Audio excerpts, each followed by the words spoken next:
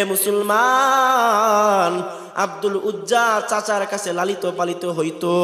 আব্দুল উজ্জা চাচার কাছে লালিত পালিত হইতো। বাবা মারা গিয়েছিল এতিম। আব্দুল উজ্জা শুনতে পাইল চাচা বলে, হে বাতিজা সাবধান, সব দিকে গেলেও ওই আব্দুল্লাহর পুত্র মুহাম্মদের কাছে যাইবা না। সে আল্লাহর নবীকে দেখার জন্য যায়। শুনে মানুষ দিনের দাওয়াত দেয়, কেউ আল্লাহর নবীকে পাগল বলে, কেউ আল্লাহর নবীকে কবি বলে, কিন্তু এই আব্দুল উজ্জা পায়ে পায়ে হেঁটে হেঁটে আল্লাহর নবীর দরবারে গিয়ে হাজির। আল্লাহ নবীর চেহারা দেখে এ মুসলমান তার পুরা চিন্তা ভাবনা চেঞ্জ হয়ে গেল। এটা কি কথা? এত সুন্দর মানুষ, এত সুন্দর চেহারা, নুরানি চেহারা, এত সুন্দর। আল্লাহ, এ মুসলমান আল্লাহর গোলাম, এ আব্দুল উজ্জা যখন নাকি আল্লাহ নবীর দরবারে গেল, আল্লাহ নবীর কাছে বসলো, আল্লাহ নবী সালাম দিল।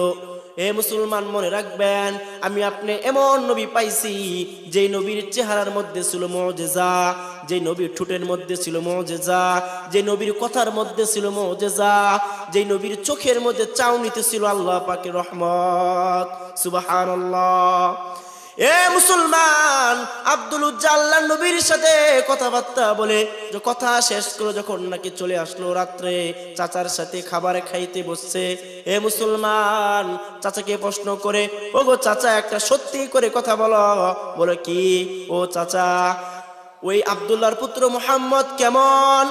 লোকটা কেমন? চাচা বলে, হে বাতিজা শুনো, আল্লাহর এই দেব দেবতার কসম, তাদের যে দেব দেবতা ছিল, উজ্জার কসম, এই জমিনের মধ্যে আসমানের নিচে এই আব্দুল্লাহর পুত্র মুহাম্মদের মতো এত ভালো মানুষ আর এই আরবের মধ্যে নাই। সুবহানাল্লাহ। বলে, ওগো চাচা, এত ভালো মানুষ, এত ভালো মানুষ তুমি বলো, তাহলে কি ওই মুহাম্মদ, আব্দুল্লাহর পুত্র মুহাম্মদ নবী যে দিন নিয়ে আসে, দিন কি সত্য কিনা? বলে, হ্যাঁ অবশ্যই সত্য। তাহলে তুমি মানো না কেন? বলে, রে বাতিজা, দিন মানা এক বিষয়, বাপ দাদার ধর্ম ছাড়ার এক বিষয়। এই জন্য মুসলমান ওই আব্দুল উজ্জা দাঁড়ায় গেছো, গো চাচা, আমি চলে যাইতেছি, আমি তোমার সামনে কালেমা পড়ে নিলাম, লা ইলাহা ইল্লাল্লাহু মুহাম্মাদুর রাসূলুল্লাহ। চাচা বলে, রে বাতিজা, তুমি জানো এর পরিণাম কি? তুমি জানো?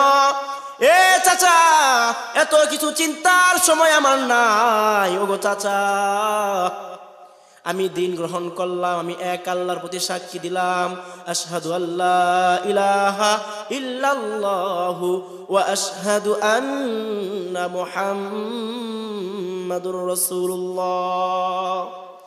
এ মুসলমান আল্লাহর গোলাম, তাকাও, ওই চাচা নিষ্ঠুর বলে, রে বাতিজা, তুমি দিন গ্রহণ করছো, এই দিন গ্রহণ করার কারণে তুমি জানো তোমার উপরে কি হতে পারে? বলে, ওগো চাচা, এত কিছু দেখার সময় আমার নাই, আমি এক আল্লাহর প্রতি ঈমান আনলাম, এই দেব দেবতা সূর্য পূজা আমার ভালো লাগে না, এগুলা কিছু দিতে পারে না, একমাত্র ওই আল্লাহ সমস্ত কিছু দেয়।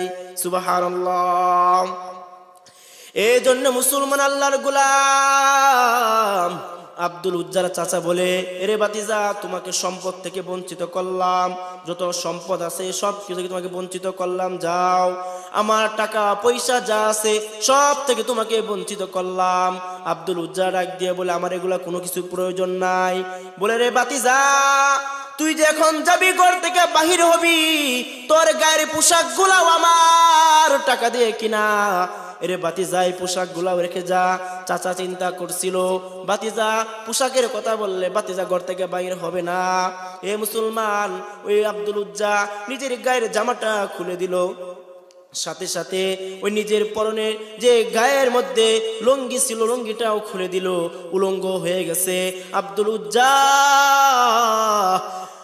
বলতেছে, রে চাচা, আজ থেকে আমি চলে গেলাম।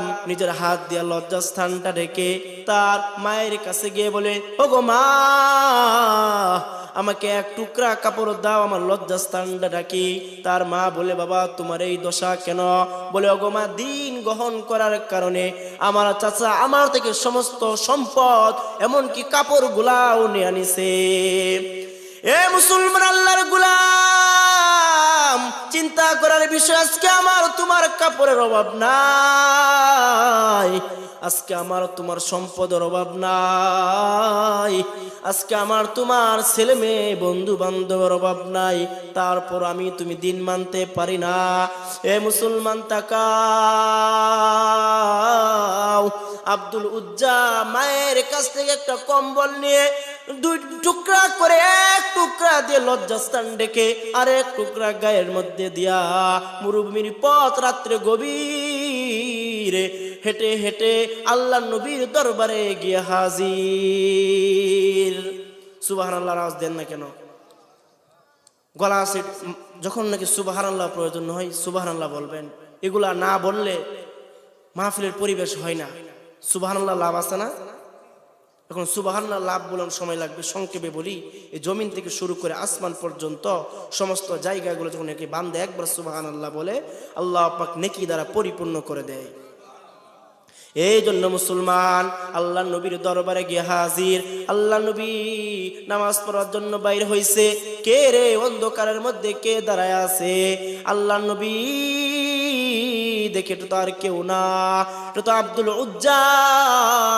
বগো আল্লাহ নবী, আমি দিন গ্রহণ করার কারণে, আমি দিন ইসলাম গ্রহণ করার কারণে, এক আল্লাহর প্রতি ঈমান আনার কারণে ওগো আল্লাহ নবী আমার চাচা আমার সম্পদ থেকে বঞ্চিত করছে। ওগো আল্লাহ নবী, আমাকে আমার সমস্ত কাপড় চোপড় গুলা রেখে দিছে। ওগো আল্লাহ নবী, তাকায় দেখেন, আমার কোনো দুঃখ নাই, আপনাকে এক নজর দেখার সাথে সাথে আমার সমস্ত পিছনের দুঃখ গুলো আমার দূর হয়ে গেছে।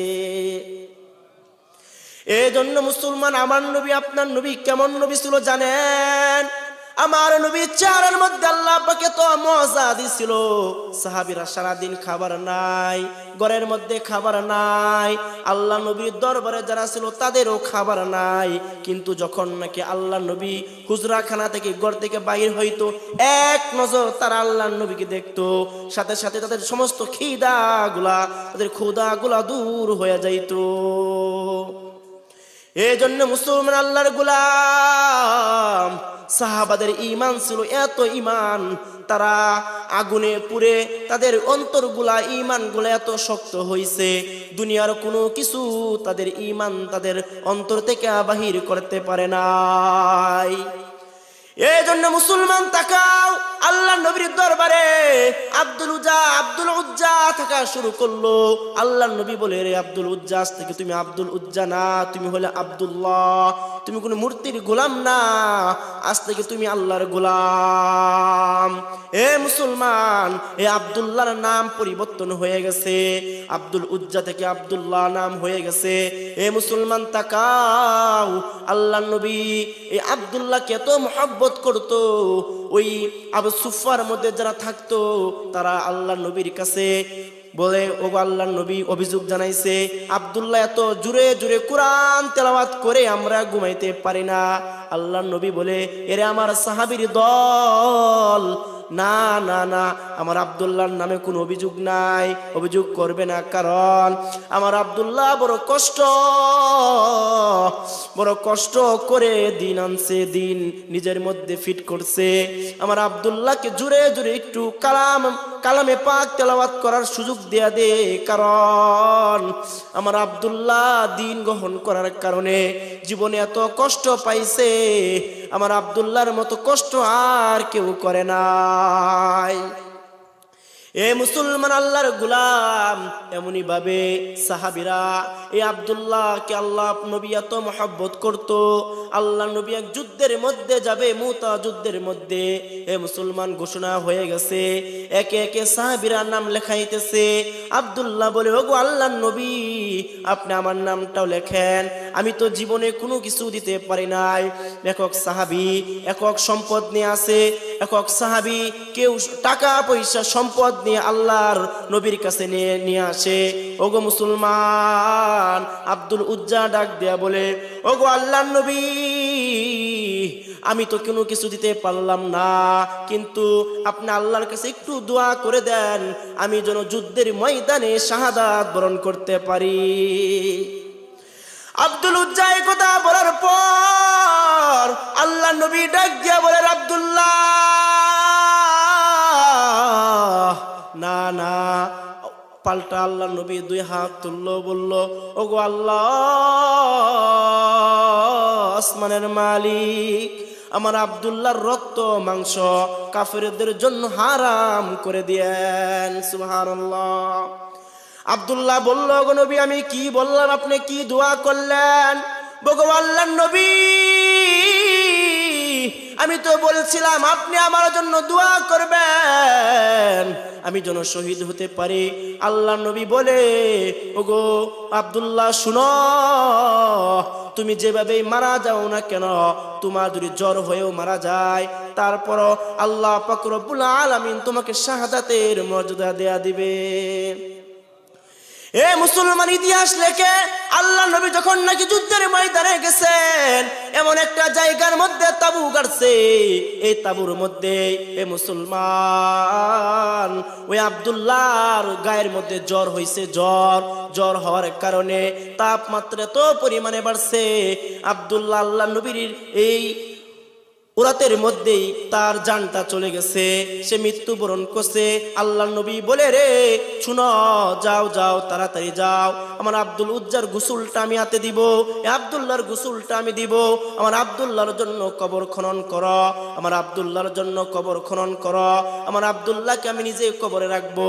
এ মুসলমান, আল্লাহর গোলাম, এই আব্দুল্লাহকে আল্লাহ নবী নিজে জানাজা দিছে, নিজে গোসল করাইছে, নিজে কবরের মধ্যে রাখছে।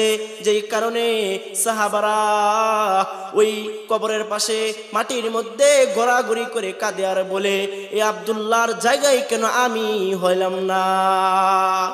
আল্লাহ নবী শুধু এখানে শেষ করে নাই, কবর দেওয়ার পরে আল্লাহ নবী আল্লাহর কাছে দোয়া করো, আসমানের মালিক, ওগো আল্লাহ, আমার আব্দুল্লাহর প্রতি আমি খুশি হয়ে গেলাম, আমি রাজি খুশি হয়ে গেলাম। ওগো আসমানের মালিক, তুমিও রাজি খুশি হয়ে যাও। সুবহানাল্লাহ। এই জন্য মুসলমান, আল্লাহ নবীর সাহাবীরা কত ত্যাগ স্বীকার করছে দিনের জন্য।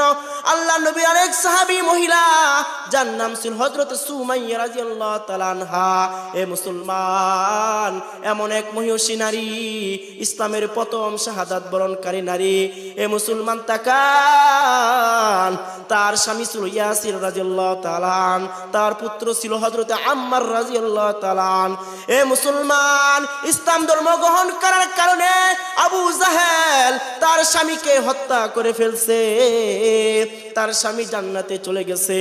এ মুসলমান, হযরতে আম্মার রাদিয়াল্লাহু তাআলা আনকে এক খুঁটির মধ্যে বাঁধলো, তার মাকে হযরত সুমাইয়া রাদিয়াল্লাহু তাআলা আনহাকে এক খুঁটির মধ্যে বাঁধলো। বাঁধার কারণে মুসলমান অত্যাচার, চাবুকের আঘাত, একের পর এক আঘাত করতেছে, পাথর দিয়ে আঘাত করতেছে। এত আঘাত করে তারপর মা সন্তান দিন ছাড়ে না।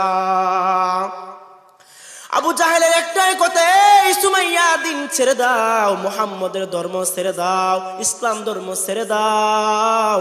কিন্তু সুমাইয়া বলে, না না, দুনিয়ার কোনো কিছুর বিনিময়ে আমি ধর্ম ছাড়ব না। এই জন্য মুসলমান সুমাইয়া রাদিয়াল্লাহু তাআলা আনহাকে উলঙ্গ করে ফেলছে নিজের সন্তান।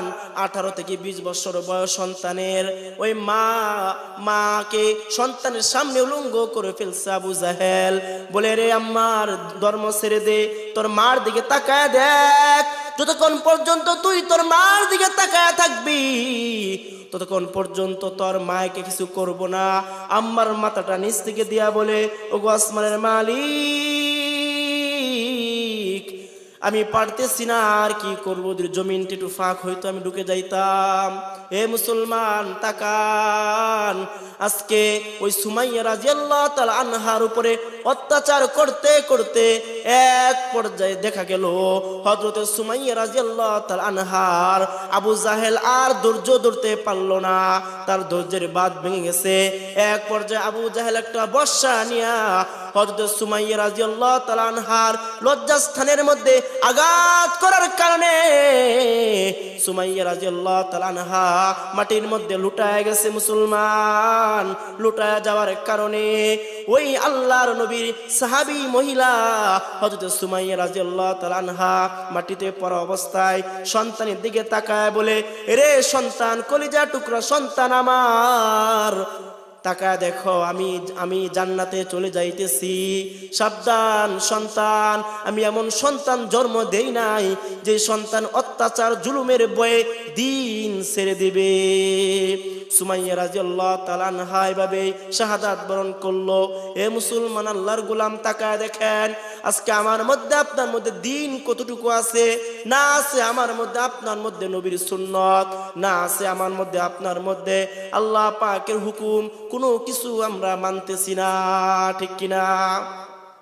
এই জন্য মুসলমান, সাহাবীরা আল্লাহকে বন্ধু বানাইছিল। আলা ইন্না আউলিয়া আল্লাহ লা খাউফুন আলাইহিম ওয়ালা হুম ইয়াহজানুন। তারা বন্ধু বানাইছিল আল্লাহকে, যেই কারণে দুনিয়ার কোনো মহব্বত তাদেরকে আটকায় ধরতে পারে নাই, দুনিয়ার কোনো মহব্বত তাদেরকে গ্রাস করতে পারে নাই। আজকে আমাকে আপনাকে দুনিয়ার মহব্বত ধরছে, এই জন্য আমার মধ্যে আপনার মধ্যে নবীর সুন্নাত চলে গেছে। মান হাব্বা সুন্নতি ফাকাদ হাব্বানি ওয়া মান আহাব্বানি কানা মাই ফিল জান্নাহ। আল্লাহ রাসূল বলে গেছে, যার মধ্যে দ্বীন আছে, যার মধ্যে আমার নবীর সুন্নাত আছে, তাকে আমি জান্নাতে না নিয়ে জান্নাতে প্রবেশ করব না। আর বন্ধু বানাতে হবে কাকে বলেন? আল্লাহকে। সাহাবীরা প্রকৃতভাবে আল্লাহকে বন্ধু বানাইছিল, প্রকৃতভাবে তারা আল্লাহর হুকুম মানছিল, মানার কারণে তারা জান্নাতের সার্টিফিকেট নিয়ে তারপরে তারা অন্ধকার কবরে গেছে। এই জন্য মুসলমান, সময় শেষ, আমরা যে কথাগুলো বললাম শুনলাম, আল্লাহ পাক যেন আমাকে আপনাকে উভয়কে আমল করার তৌফিক দান করেন। আমিন। ওয়া আখিরি দাওয়ানা আলহামদুলিল্লাহি রাব্বিল আলামিন।